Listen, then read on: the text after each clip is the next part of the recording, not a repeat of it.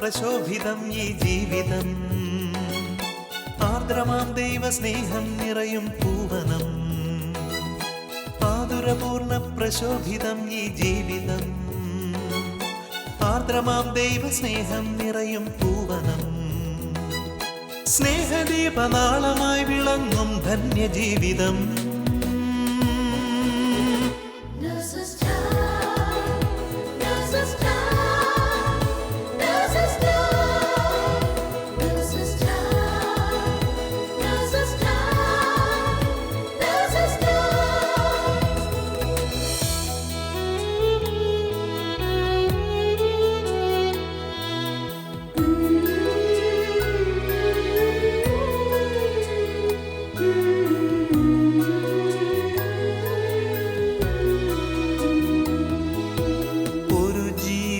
ഭൂവിൽ പിറക്കുമ്പോൾ ഇരു കൈയും നീട്ടി വാങ്ങും നീ മാലാഖമാർ.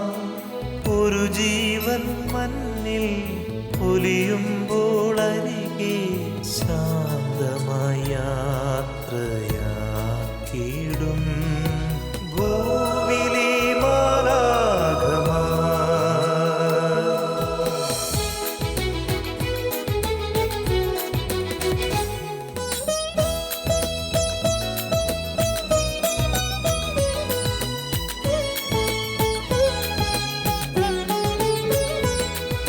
സ്വന്ത വേദനയതെല്ലാം മറന്ന സോദരർക്കായി നീക്കിവച്ചിടും ജീവിതം. നൊന്തു നീറുന്ന ജീവിതങ്ങളെ കണ്ണീർ തുടച്ചു നൽകിടും ഇവർ സാന്ത്വനം.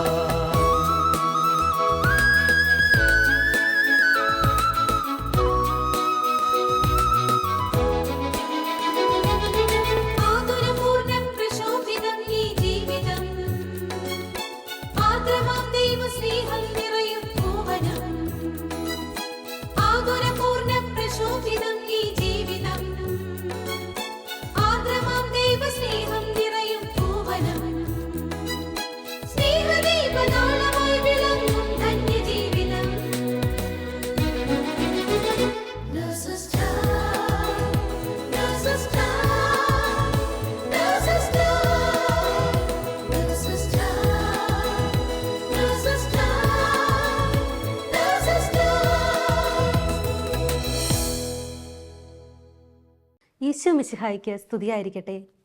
എനിക്ക് നിശ്ചയിക്കപ്പെട്ടിട്ടുള്ള നാളുകൾ ഉണ്ടാകുന്നതിന് മുമ്പ് തന്നെ അങ്ങയുടെ പുസ്തകത്തിൽ അവ എഴുതപ്പെട്ടു. സങ്കീർത്തനങ്ങൾ 139:16 ദൈവം നമ്മോട് പറയുന്ന ഈ വചനത്തെ ഓർത്ത് നന്ദി പറഞ്ഞുകൊണ്ട് ഇന്നത്തെ നേഴ്സസ് ടൈമിലേക്ക് ഏവരെയും സ്വാഗതം ചെയ്തുകൊള്ളുന്നു. അമ്മയുടെ ഉദരത്തിൽ ഉരുവാകുന്ന ഓരോ കുഞ്ഞിനോടുമുള്ള കർത്താവിൻ്റെ പ്രത്യേകമായ സ്നേഹവും കരുതലും കുവൈറ്റ് നേഴ്സസ് മിനിസ്ട്രിയിൽ നിന്നുള്ള അനുവിലൂടെ നാം ശ്രവിക്കുമ്പോൾ ദൈവത്തിൻ്റെ അനന്ത കാരണത്തിനെ ഓർത്ത് നമുക്കും നന്ദി പറയാം. ഈശോ മിശിഹായ്ക്ക് സ്തുതിയായിരിക്കട്ടെ. റോമ 8:28 കർത്താവിൻ്റെ തിരുവചനം ഇപ്രകാരം പറയുന്നു: ദൈവത്തെ സ്നേഹിക്കുന്നവർക്ക് അവിടുത്തെ പദ്ധതി അനുസരിച്ച് വിളിക്കപ്പെട്ടവർക്ക് അവിടുന്ന് എല്ലാം നന്മയ്ക്കായിട്ട് പരിണമിപ്പിക്കുന്നു. അതേ പ്രിയപ്പെട്ടവരെ, നമ്മുടെ ജീവിതത്തിൽ സുഖവും സന്തോഷവും ഒക്കെ കലർന്നതാണ് നമ്മുടെ ജീവിതം. ഈ ലോക ജീവിതത്തിൽ നമുക്കുണ്ടാകുന്ന ആ സഹനങ്ങളെയൊക്കെ യേശുവിൻ്റെ കുരിശിനോട് ചേർത്ത് വെച്ച് അത് കൃപകളാക്കി മാറ്റാൻ നമുക്ക് സാധിക്കും. അങ്ങനെ കൃപകളാക്കി മാറ്റിയ അനേകരിന്ന് നമുക്ക് ചുറ്റുമുണ്ട്. നമ്മുടെ കൂടെ ഇപ്പോഴായിരിക്കുന്ന ഈ മകള്, എൻ്റെ പ്രിയ കൂട്ടുകാരി ശാലോം പ്രേക്ഷകർക്ക് വേണ്ടി അവളുടെ ജീവിതത്തിലുണ്ടായ ആ സഹനങ്ങളെയൊക്കെയും അവർ നിങ്ങൾക്കായിട്ട് ഒരു നിമിഷം പങ്കുവെക്കുന്നു. ഈശോ മിശിഹായ്ക്ക് സ്തുതിയായിരിക്കട്ടെ. ചേച്ചി, സ്തുതിയായിരിക്കട്ടെ. എൻ്റെ പേര് അനു, ഹസ്ബൻഡ് സിജോ, എനിക്കൊരു കുഞ്ഞുണ്ട് ജെറോൺ.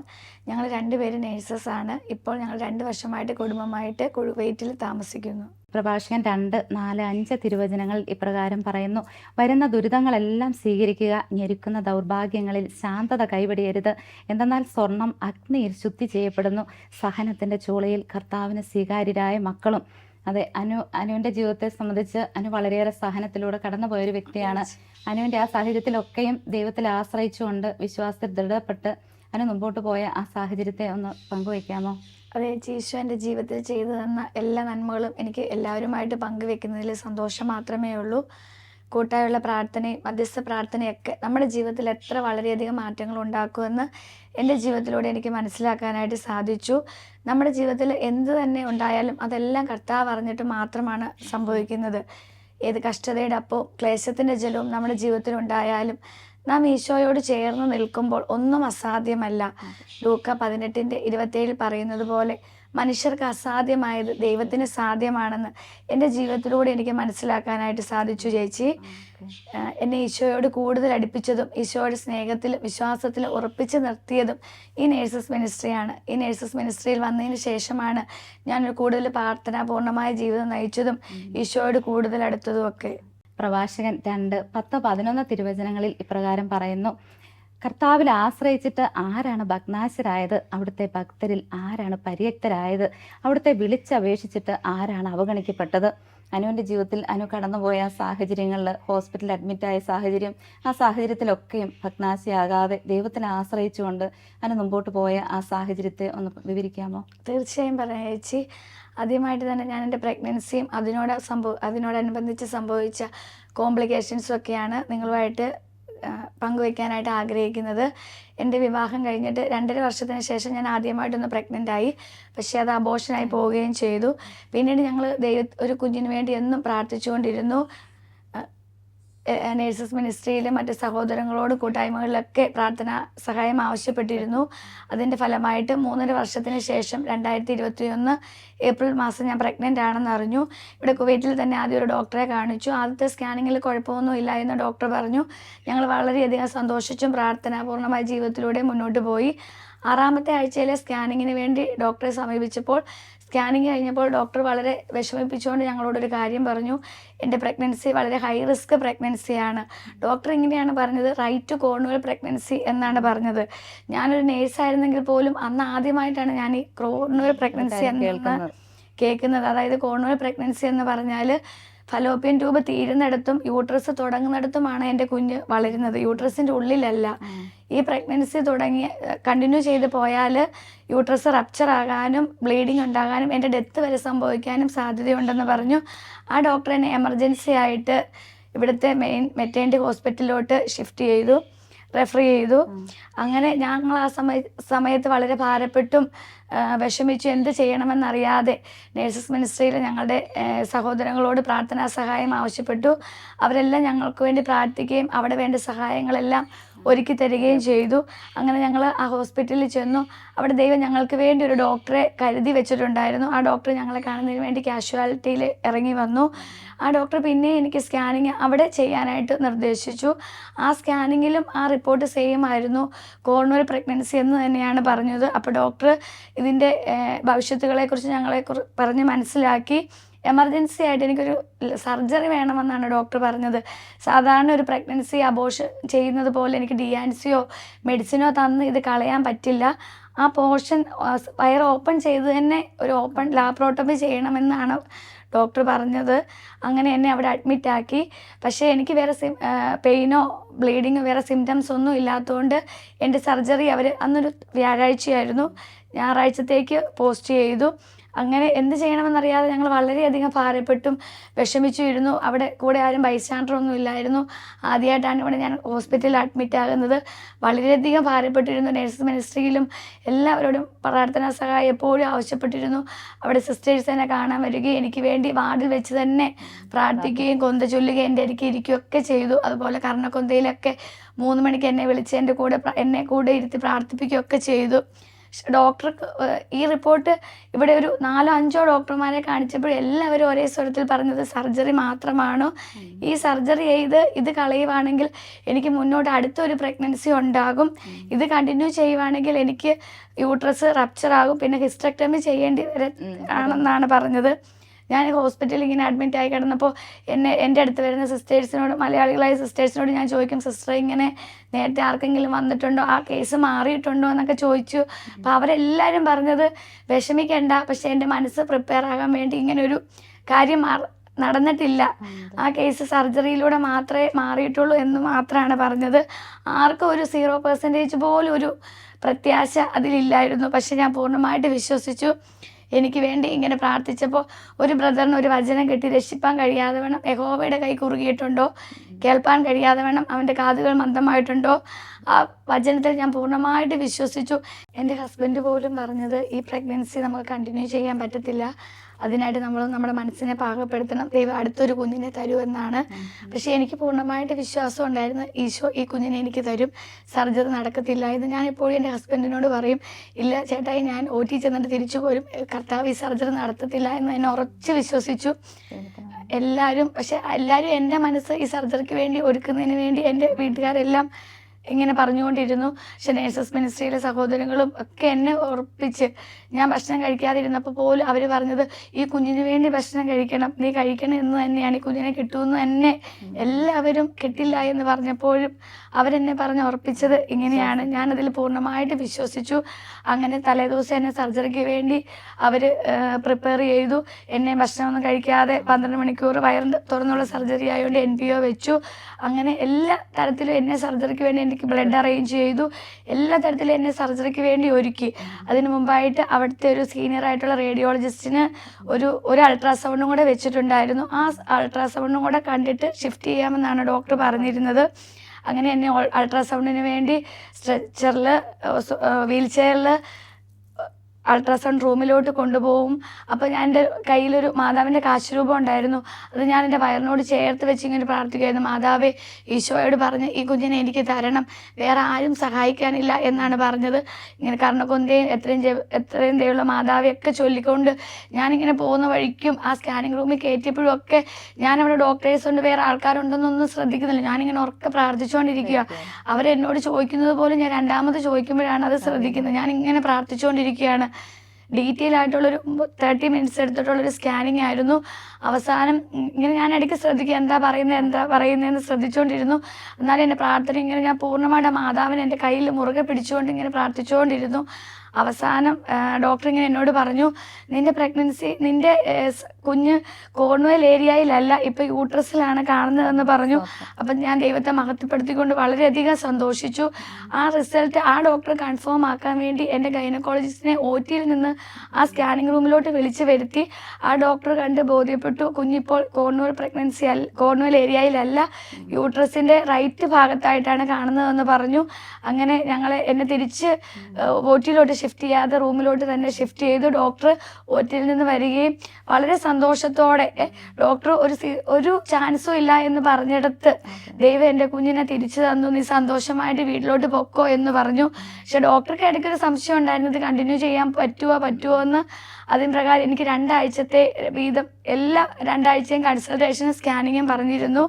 അതിന് പ്രകാരം ഞാൻ പോവുകയും അവിടെ എല്ലാം ദൈവം അത്ഭുതകരമായി ഞങ്ങളെ വഴി നടത്തി. ഒരു കുഴപ്പവും കൂടാതെ ഞാൻ 8ാം മാസം ഇങ്ങനെ എത്തി. അതുവരെയും എൻ്റെ ഡെലിവറി വരെ എന്നും ഞങ്ങൾക്ക് വേണ്ടി നേഴ്സസ് മിനിസ്ട്രിയിൽ എനിക്കും എൻ്റെ കുഞ്ഞിന് വേണ്ടി എല്ലാ പ്രേയറിലും പ്രാർത്ഥിച്ചുകൊണ്ടിരുന്നു. അങ്ങനെ ഇങ്ങനെ 34ാമത്തെ ആഴ്ച കടന്നു പോകുമ്പോൾ എനിക്ക് പെട്ടെന്ന് ഫ്ലൂയിഡ് ലീക്കായി. അങ്ങനെ പെട്ടെന്ന് ഹോസ്പിറ്റലിൽ ചെല്ലുകയും ഇവിടുത്തെ നിയമപ്രകാരം 34 ആഴ്ച കഴിഞ്ഞാൽ പിന്നെ കുഞ്ഞിനെ വെച്ചുകൊണ്ടിരിക്കാത്തതുകൊണ്ട് അവരെന്നെ ഇൻഡ്യൂസ് ചെയ്ത് ലേബറിന് വേണ്ടി കയറ്റി. ദൈവത്തിൻ്റെ കൃപ കൊണ്ട് ഞാൻ ഡെലിവറി ആയി. കുഞ്ഞിന് ഇച്ചിരി വെയിറ്റ് കുറവല്ലാതെ വേറെ ഒരു കുഴപ്പവും ഉണ്ടായില്ല. പക്ഷേ എനിക്ക് പ്രീമച്വർ ഡെലിവറി ആയതുകൊണ്ട് എൻ്റെ പ്ലാസൻ്റ എന്ത് ചെയ്തിട്ടും പുറത്തോട്ട് പോരുന്നില്ലായിരുന്നു. അവരെല്ലാ ഡിപ്പാർട്ട്മെൻറ്റിലെ ഡോക്ടേഴ്സിനെ വിളിച്ചു നോക്കിയിട്ടും ഒന്നും പ്ലാസൻ്റ എന്ത് ചെയ്തിട്ടും ഔട്ടാക്കാനായിട്ട് പറ്റുന്നില്ലായിരുന്നു.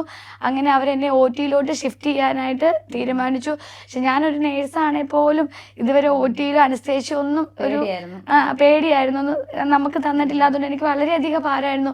OT-യിൽ എങ്ങനെയായിരിക്കും, നമ്മുടെ നാട്ടിൽ നിന്ന് എങ്ങനെ കുത്തി അനസ്തേഷ്യ തരും, ഇതെന്ത് ചെയ്യും, ആരെന്നെ, അങ്ങനെയൊക്കെ ഭയങ്കര ടെൻഷനായിരുന്നു എനിക്ക്. പക്ഷെ ഞാൻ അന്നേരവും പ്രാർത്ഥിച്ചുകൊണ്ട് പോയപ്പോൾ ദൈവം എനിക്ക് വേണ്ടി കരുതിയതുപോലെ OT-യിലെ റിസീവിങ് ഏരിയയിൽ നിന്നത് എനിക്കറിയാവുന്ന ഒരു നേഴ്സസ് മിനിസ്ട്രിയിലെ സിസ്റ്ററായിരുന്നു. ആ സിസ്റ്റർ എന്നെ വളരെയധികം സപ്പോർട്ട് ചെയ്യുകയും എനിക്ക് വേണ്ടി പ്രാർത്ഥിച്ചുകൊണ്ടാണ് ആ സിസ്റ്റർ എൻ്റെ കേസിന് അസിസ്റ്റ് ചെയ്ത് എൻ്റെ കൂട്ടത്തിൽ നിന്നു. അങ്ങനെ അവർ അൾട്രാസൗണ്ട് ഗൈഡൻ്റെ സഹായത്തോടെ എൻ്റെ പ്ലാസൻ്റ പുറത്തെടുത്തു എന്ന് ഡോക്ടേഴ്സ് പറഞ്ഞു. പക്ഷെ ആ സിസ്റ്റർക്ക് അന്നേരം ഒരു ഡൗട്ട് ഉണ്ടായിരുന്നു, എൻ്റെ പ്ലാസൻ്റ പൂർണ്ണമായിട്ടും പുറത്ത് പോകുന്നില്ല എന്നൊരു സംശയം ആ സിസ്റ്റർക്ക് ഉണ്ടായിരുന്നു. ആ കാര്യം എന്നോട് പറയുകയും ചെയ്തു. പക്ഷെ ഞാൻ ഡോക്ടേഴ്സിനോടൊക്കെ ചോദിച്ചപ്പോഴത്തേക്കിനും അവർ പൂർണ്ണമായിട്ടും ആ റിസൾട്ട് കാണിച്ചതില്ല, ഇത് കംപ്ലീറ്റ് ആണ്, മുഴുവൻ പോയി എന്ന് പറഞ്ഞ് എന്നെ വാർഡിലോട്ട് ഷിഫ്റ്റ് ചെയ്തു. വാർഡിൽ വന്നപ്പോൾ എൻ്റെ HB 6 ആയി, ബ്ലഡ് വളരെയധികം കുറഞ്ഞു. അങ്ങനെ എനിക്ക് 2 പൈൻറ്റ് ബ്ലഡ് തന്നു.